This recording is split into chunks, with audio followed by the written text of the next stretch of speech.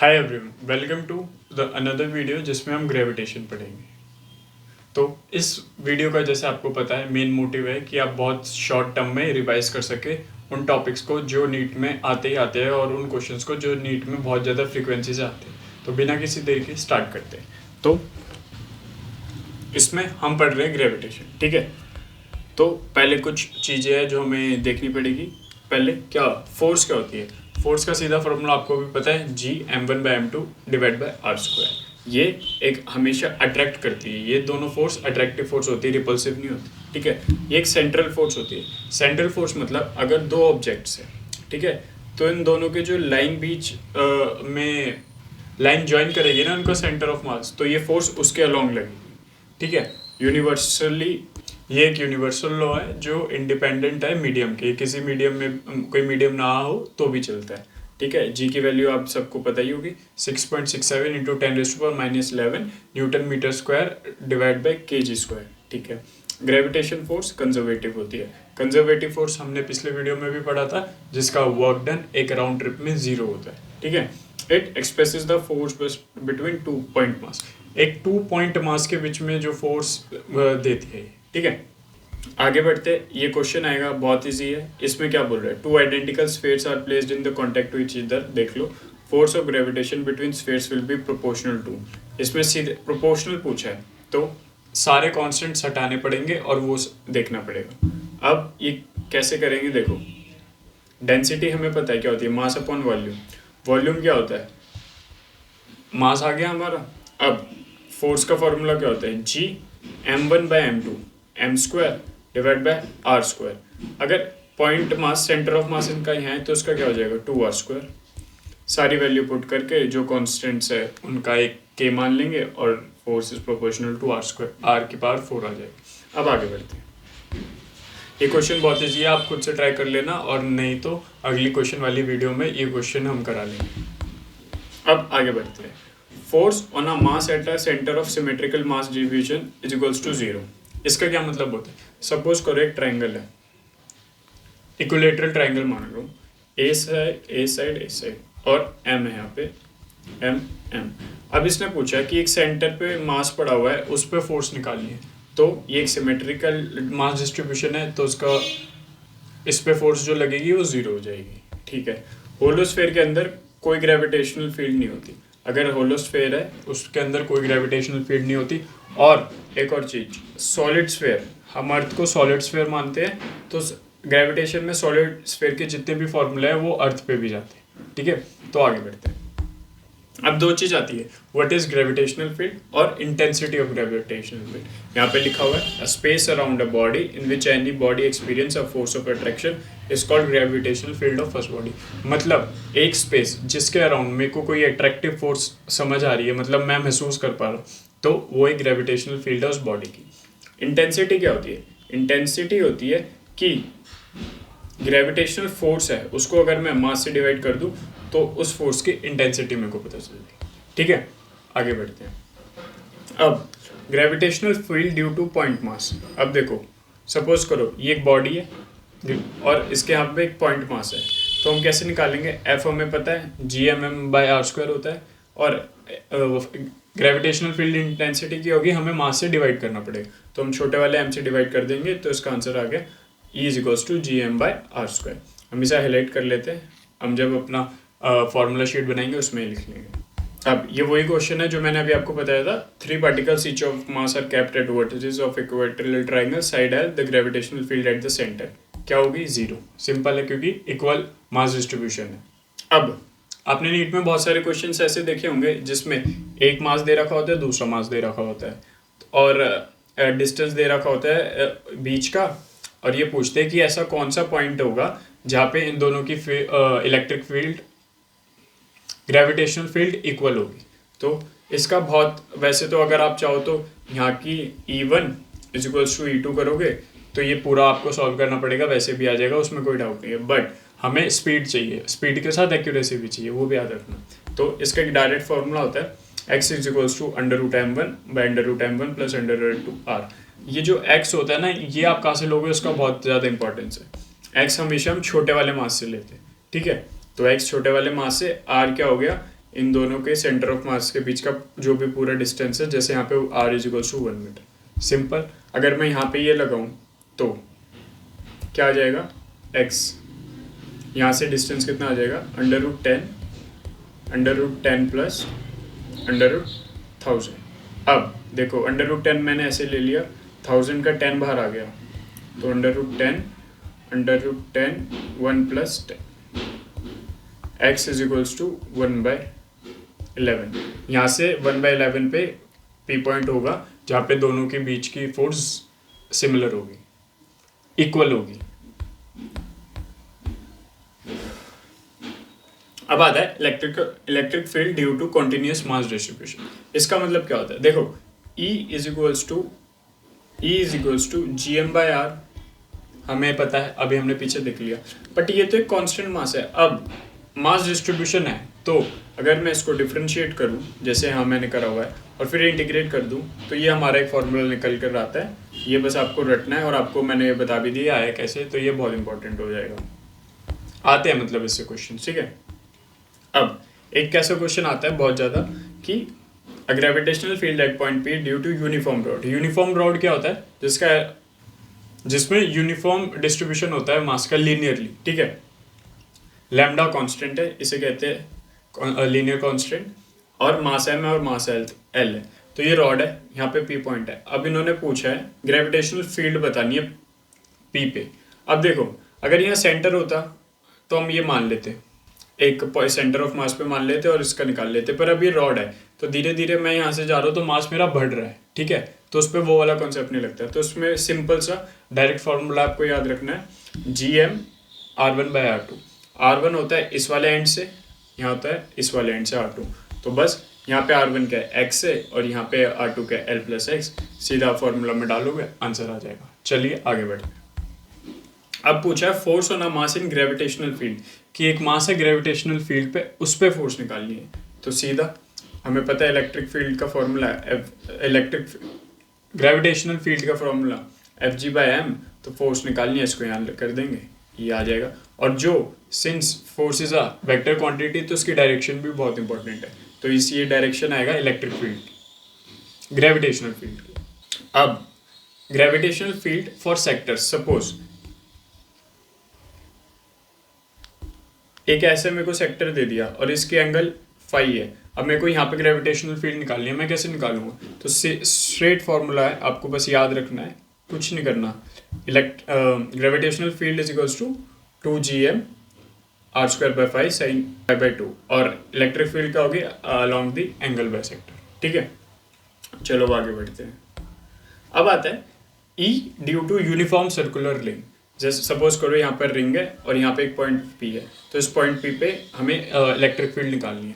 तो ये तो आपको याद ही करना पड़ेगा, और आपने इसकी डेरिवेशन तो आपने देखी रखी होगी, E net is equals to GMR x² + R² 3/2, ठीक है, सिंपल। और इसमें एक बहुत इंपॉर्टेंट क्वेश्चन आता है कि E मैक्स का होता है, E मैक्स कौन सी जगह पे होता है, उसका सीधा आंसर होता है R/√2 पे। ये देख लो, ये ग्राफ है, यहाँ पे मैक्स हो रहा है। और एक और क्वेश्चन आता है कितना मैक्स होता है E मैक्स, अगर मैं इस फॉर्मूले में R को ये डालूंगा तो ये आएगा, क्या होता है GMR 3/2 √3/2R। अब पूछ रहा है gravitational field due to a spherical shell या हॉलो स्फेयर। देखो ये हॉलो है, ठीक है, बाहर तो सारा मास में सेंटर पे मारूंगा तो GM/R², सिंपल प्लेन, बट अब इसके अंदर तो कुछ है ही नहीं, तो अंदर कुछ है नहीं तो E भी 0 हो जाए, ठीक है। अब आगे बढ़ते हैं, ये इसका डायग्राम है, तो ऐसे याद रखना कि अंदर 0 है, फिर 1/R² के प्रोपोर्शनल है, तो ये ऐसे डिक्रीजिंग है। और अगर आप सिर्फ ये भी याद रख लोगे तो मोर देन इनफ है। E इनसाइड 0, E आउटसाइड ये, और ये E max R is equals to R, क्योंकि देखो मैक्स का है, यहाँ पे मैक्स है, समझ रहे हो। चलो आगे बढ़ते हैं। अब सॉलिड स्फेयर मतलब अर्थ, ठीक है, तो इसमें भी जाता है। अब देखो यहाँ P पॉइंट है, तो क्या होता है GM/R² होता है, तो यहाँ पे R हम बड़े वाला R लेंगे जो डिस्टेंस है P पॉइंट का।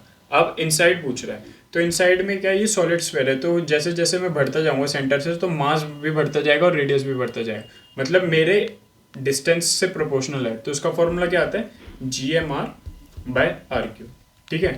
तो ये दो फॉर्मूले हैं, ठीक है। आगे बढ़ते हैं, तो इसका फॉर्मूला कैसे होगा, देखो मैं सेंटर से जितना सरफेस तक जा रहा हूँ तो ये बढ़ रहा है, सरफेस पे मैक्स हो गया, फिर ये 1/r² के प्रोपोर्शनल है, यहाँ E/r के प्रोपोर्शनल है, यहाँ पे 1/r² के प्रोपोर्शनल। समझ रहे हो? चलो आगे बढ़ते हैं। ये टेक्निकली 1/r होगा, r³ होगा ये।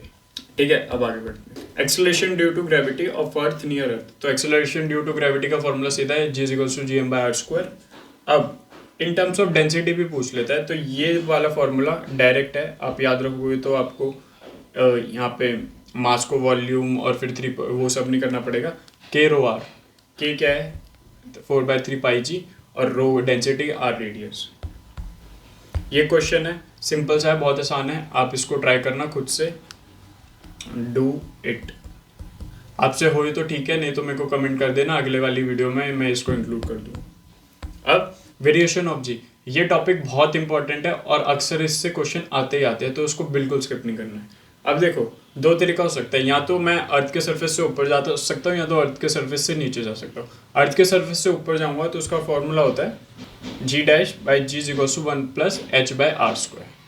Whole square. ठीक है, अब इसमें दो फॉर्मूले होते हैं। अगर h और r रिलेटिव है, जैसे r होता है हमारा 6400 किलोमीटर्स और जैसे h भी उतना ही है, जैसे 3200 किलोमीटर्स, तो हम ये वाला फॉर्मूला लेंगे।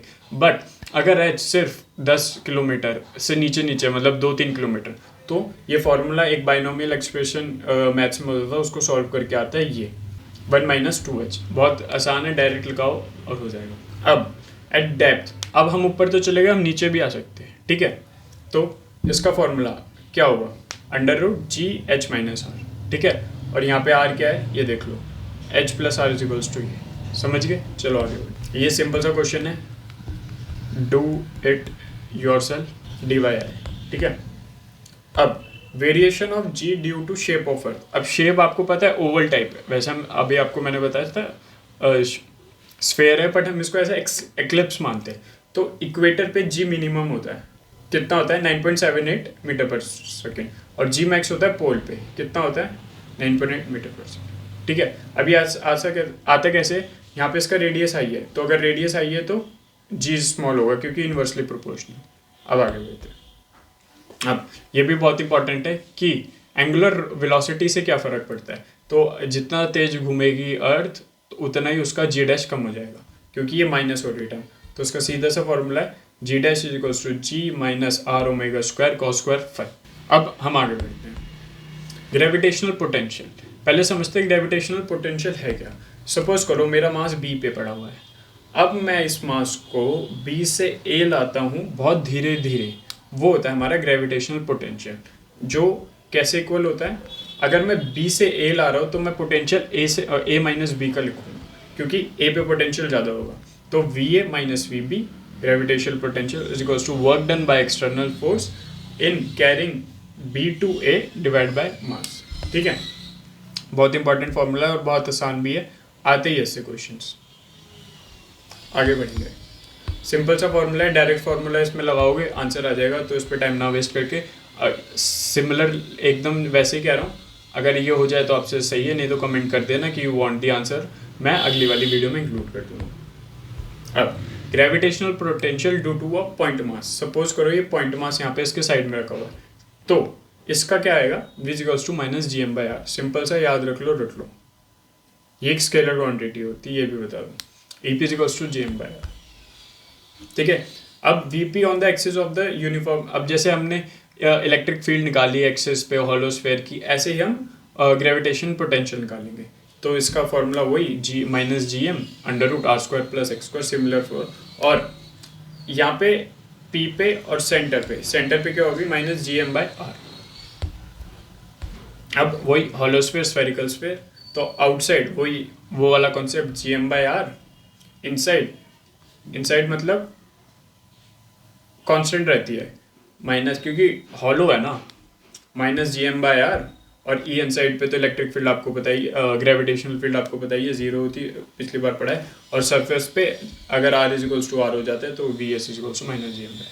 ठीक है, ये क्वेश्चन है, बहुत इंपॉर्टेंट क्वेश्चन है, ये आप करोगे तो इसको आपके सारे कॉन्सेप्ट्स क्लियर हो जाएंगे, तो प्लीज़ करना, और नहीं आता तो मैं अगली क्लास में करा दूँगा। ये भी क्वेश्चन है, सिंपल सा है, कर लेना। अब आता है gravitational potential due to solid sphere. तो हमने हॉलो स्फीयर पढ़ लिया, हमने पॉइंट मास पढ़ लिया, अब सॉलिड स्फीयर पढ़। सॉलिड स्फीयर में क्या होता है कि आप सेंटर से चलोगे ना तो आर बढ़ता रहेगा तो मास भी बढ़ता रहेगा, तो वो मास आर के प्रोपोर्शनल हो जाता है। सिंपल सा है। वी आर मतलब अगर मैं बाहर से सॉलिड स्फीयर को देखूंगा तो वो तो मेरे को पॉइंट मास जैसे ही लगेगा ना, क्योंकि सारा मास सेंटर पे है। तो सिंपल वही वाला formula V P equals to minus G M by R. पर अगर मैं अंदर हूँ तो मैं जैसे जैसे सेंटर से सरफेस की तरफ जाऊंगा तो रेडियस बढ़ेगा तो मास बढ़ेगा। तो उसका फॉर्मूला होता है minus G M by R cube 3/2 R square minus 1/2 R square. ठीक है, ये आपको याद ही करना पड़ेगा, उसको कोई वो नहीं है। एक फार्मूला शीट बना लो, जो भी मैंने ये हाईलाइट करे वो वाले फार्मूला लिख लो, और मैं डिस्क्रिप्शन में इसके फार्मूला शीट का एक पेज भी चिपका दूंगा, तो प्लीज़ देख लेना। अब relation between V at centre, और ये बहुत इंपॉर्टेंट है, तो V at centre is equals to 3/2 V at surface. ठीक है, चलो, क्योंकि सेंटर पे तो आप जैसे आगे आगे जा रहे हो। अब इसका ग्राफ देख लेते हैं, ये ऐसे आता है ग्राफ। ठीक है, देख लेना, वही सिमिलर लिखा हुआ है। अब ग्रेविटेशन फील्ड और ग्रेविटेंशियल पोटेंशियल एनर्जी के बीच बहुत इंपॉर्टेंट होता है, is equals to minus D U by D R. ये यू है, ठीक है, बहुत इंपॉर्टेंट फॉर्मूला है। कभी बार एक क्वेश्चन आएगा कि यू दे रखा होगा, आपको सिर्फ ई निकालना है, तो आपको अगर ये फॉर्मूला होता है तो सिंपल। अब आता है ग्रेविटेशन पोटेंशियल एनर्जी, सबको ही पता है, minus G m1 by m2 by R. फिर आता है चेंज इन यू, जब एक ऑब्जेक्ट को सरफेस से अर्थ के एच थोड़ा सा हाइट एच पे ले जाते, तो M G H 1 + h by R. ये भी बहुत इंपॉर्टेंट फॉर्मूला है, तो इसे भी याद रखना। अब आता है एस्केप वेलोसिटी का कॉन्सेप्ट। एस्केप वेलोसिटी वो वेलोसिटी होती है जो अगर हम दे दें तो वो अर्थ की ग्रेविटेशनल फील्ड से निकल जाएगा। तो इसका फॉर्मूला क्या होता है, v is equals to √2 gm by in terms of g, in terms of small g √2g by r, in terms of density k by rho। और ये देख लेना, ये सब मैंने यहाँ पे लिखा दिया। Angle of projection doesn't matter, आप ऐसे फेंक दो, ऐसे फेंक दो, ऐसे फेंक दो, ऐसे फेंक दो, इट डजेंट मैटर। अब v फ्रॉम सम हाइट, अगर मैंने पहले तो मैंने यहाँ सरफेस से फेंकी थी, अब मैं यहाँ से फेंक रहा हूँ तो ये h हाइट है मेरी, तो ये फॉर्मूला है जब मैंने h को r के इक्वल कर रखा है, तो ये आएगा gm बाई आर। ये फॉर्मूला जब है जब gm बाई आर, यहाँ पे r क्या है, h प्लस r, तो ये देख लेना। ठीक है, चलो ये आप कर लेना। ऑर्बिटल वेलोसिटी की वो ऑर्बिट में चक्कर लगाती रहे, तो v ऑर्बिटल होता है √2 gm by R, v is equals to √2 escape velocity और ऑर्बिटल वेलोसिटी का रिलेशन, बहुत इंपॉर्टेंट, याद कर लें। टाइम पीरियड का तो फॉर्मूला आपको पता ही होगा, 2 pi divide by capital R √r³ by g। Kepler's law वाले के बाद नहीं पढ़ाया, वो छोटा सा टॉपिक है, हम क्वेश्चन वाली वीडियो में कवर कर लेंगे। तो इस वीडियो के लिए इतना ही, चलो ठीक है, अगली वीडियो में मिलते हैं।